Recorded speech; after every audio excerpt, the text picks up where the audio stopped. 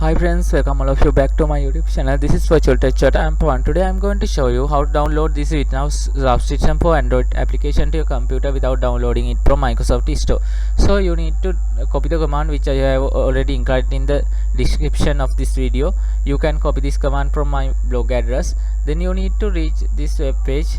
Then you can change this one into product ID. Then you need to paste your product ID here, which we have already copied. Then change this one to show option. Now click on write. Now your links will be generated here.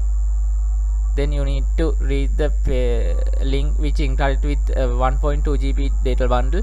Then right click on that package and click on download with the IDM option. I think you all are installed this application on your PC. Then click on start download. So your download will be started soon, and your Subsystem for Android application will be downloaded. So thank you all for watching this video. Please subscribe my YouTube channel, turn on notification and join in me.